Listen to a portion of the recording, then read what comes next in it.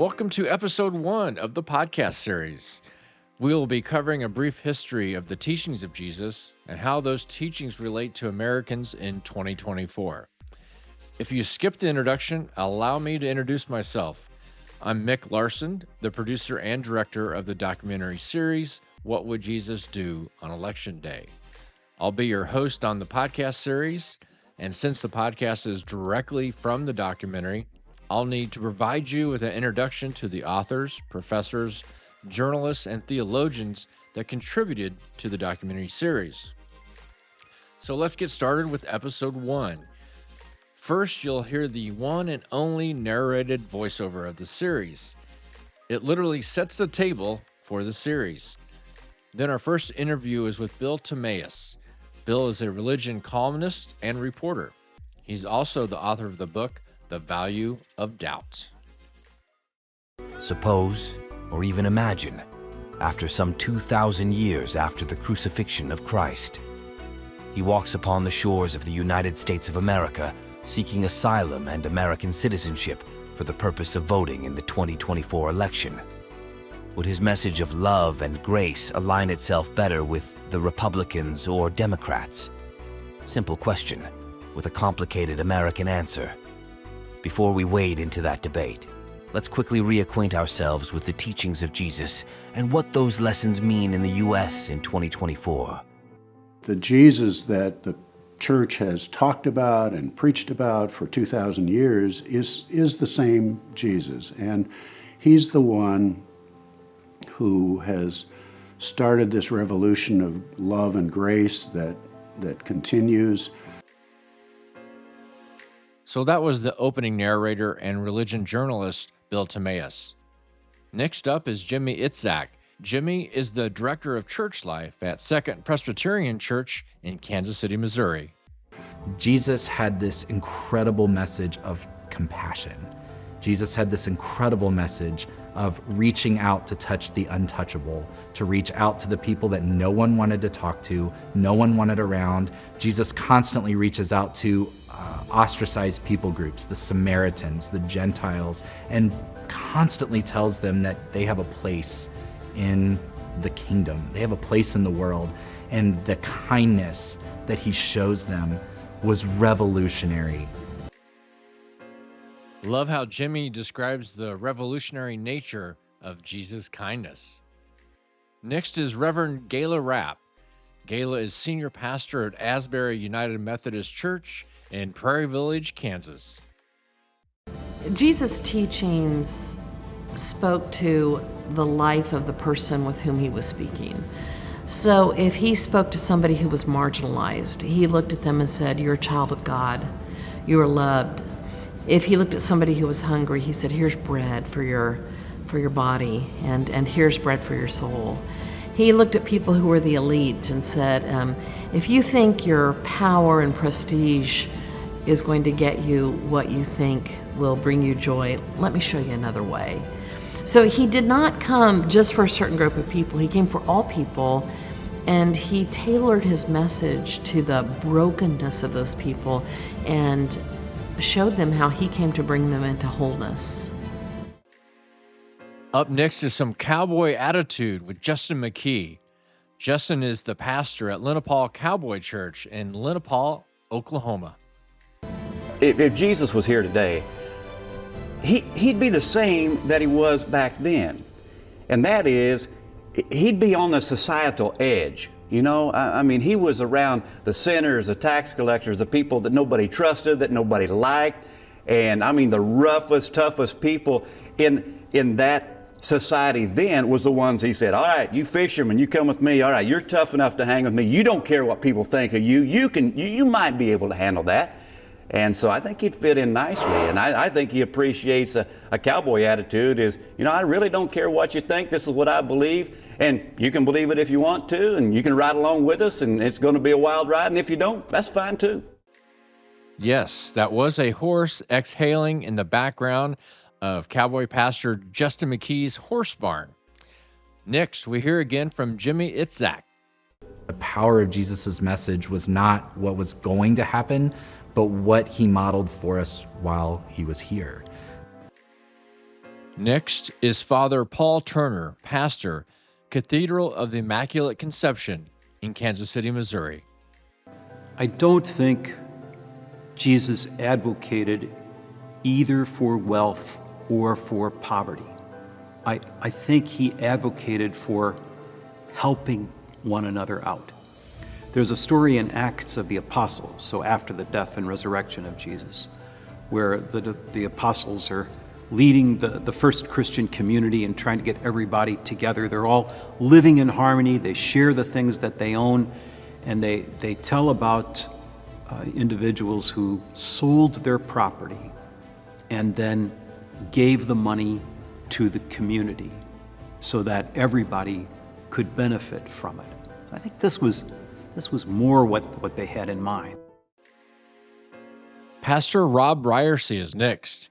He is the pastor at Vintage Fellowship in Fayetteville, Arkansas, and the author of Running for Our Lives, a story of faith, politics, and the common good. Here at our church, we're looking at 2020. One of the things that we are talking about a lot is the teaching of Jesus when he said to seek first the kingdom of God and his righteousness. That word righteousness often gets translated righteousness and thought of as like a personal righteousness of like what I do in my individual life, being a good person, not lying, not stealing, not cheating, those kinds of things. But really the idea behind that word is much broader than that. It's actually maybe better translated justice. And so we've been thinking about here at our church this idea that the thing that Jesus wants us to seek first is God's kingdom and the justice that brings about in the world. And so that comes about in so many different ways, how we live in relationship to our neighbor, how we think about and exist in the world as an environment and the planet and caring for that. It has to do with the relationship between people of different races and ethnic groups, men and women, sexual justice, so many different things that are encompassed by that idea. But we think that the thing that Jesus urges us first to do is to care about justice in the world. All right, we are back with Father Paul. A would-be disciple coming to him, and he's saying, I've kept all the commandments, I've done everything, what else do I need to inherit eternal life? And Jesus says, it's simple. Sell all of your possessions and give the money to the poor. And the man goes away crestfallen because his possessions were many. We don't know if he did it or if he decided to go enjoy his wealth, but either way, he was thinking about that for the rest of his life. I don't think Jesus I don't think he has poverty as the goal of our lives, but I do think he expects us to share the things that we have with others. Time for some more cowboy attitude. I mean, you just got to look at what he didn't do sometimes. Not what he did, but what he didn't do. And you know what? He didn't go picket Rome. Rome at the time that Jesus was here on earth was the most perverted nation maybe of all time. And he didn't say anything about, hey, don't do that. I mean, all of his followers were saying, hey, when are you going to raise up an army and take down those sinners? And he never said that. He said, why don't you worry about yourself? Why don't you worry about your own heart? He was sincerely concerned about an individual. Back with Pastor Rob Ryerson. Obviously, when you think about the teachings of Jesus, you have to think about what he said was the greatest commandment, which is to love God with all your heart, soul, mind, and strength, and to love your neighbor as yourself. And in our world today, I think, understanding that we love God by how we love our neighbor, and we love our neighbor, and loving God and loving our neighbor is all kind of wound up together, is the same thing. Jesus said this is the first and the second commandment, and they're actually one and the same. They're two sides of the same coin. Here's another comment from Reverend Gayla Rapp. When Jesus said, love your neighbor, he was really drawing the circle wide. And he was speaking to a culture that looked at the other, the foreigner, the stranger, the alien, as somebody, not only somebody that we should keep at a distance, but somebody who was dangerous, somebody who was perhaps even unclean. And when Jesus came and said, love your neighbor, people don't have any sense of just how radical that message was to people. And even people hearing it might be offended by his suggestion that we should love our neighbor. Really, Jesus? If you knew my neighbor, you wouldn't know what you're asking me to do. Well, the message can be very simple, easy to say, hard to do. Love her comment. Easy to say, hard to do. Next, we are back with journalist Bill Timaeus, who calls us to the very values that he preached about, particularly in the Sermon on the Mount, which was an absolutely countercultural sermon, turned the world upside down. And so, you know, Jesus wanders into the world today. I don't see the message that he would give as any different from the message that he gave 2,000 years ago. and we are right back with Pastor Rob Briersey. The Sermon on the Mount is so radical because it is so contrary and counterintuitive to what we typically see in human culture, whether it was the culture in which Jesus lived or whether it's the culture in which we live today here in America. When Jesus says, when he begins the Sermon on the Mount by saying, blessed are the poor, I mean, we don't think of, poor, the hungry, the thirsty, those who are mourning. We don't think of those things as blessed. People post on social media, hashtag blessed when something good happens.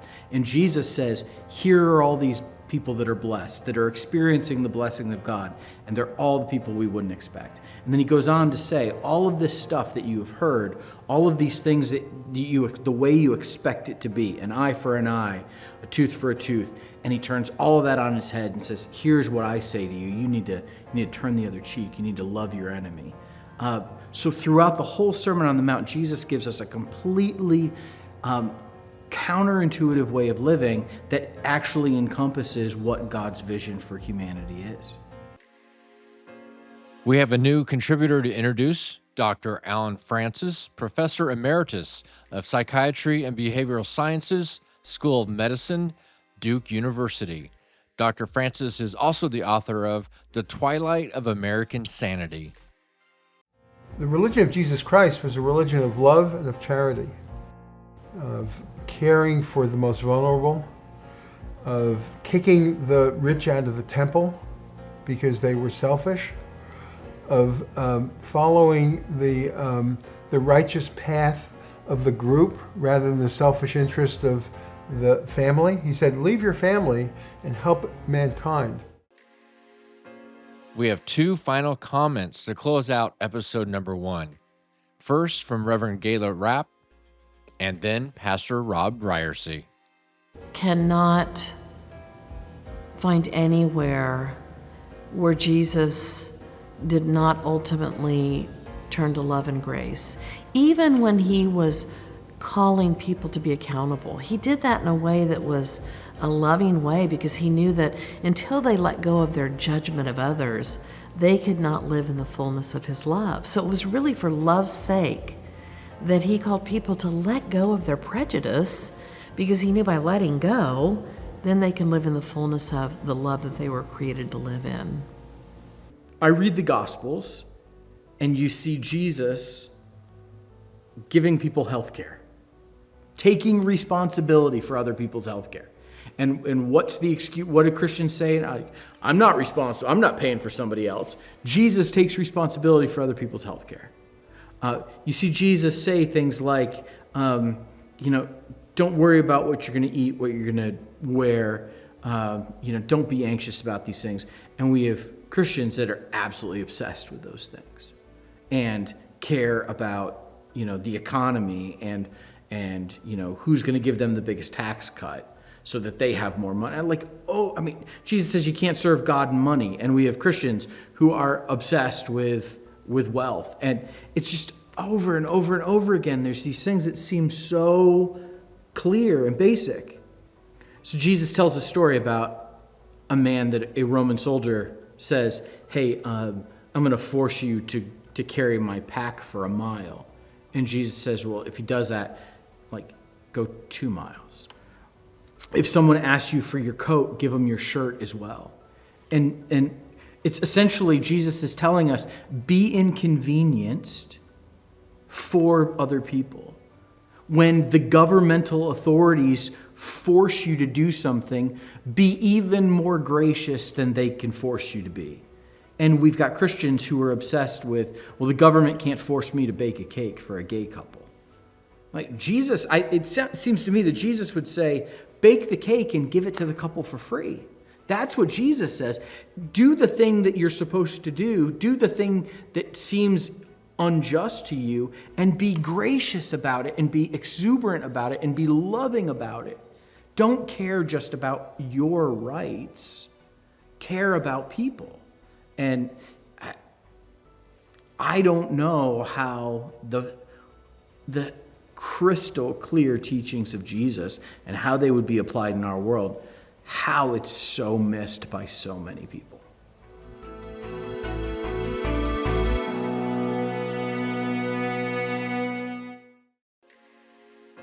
I hope you enjoyed episode 1, The Teachings of Jesus. Thanks for listening. Please feel free to comment, and by all means, please share. Next up in episode number 2, some early American history and the evolution of the American Jesus. Thank you and take care.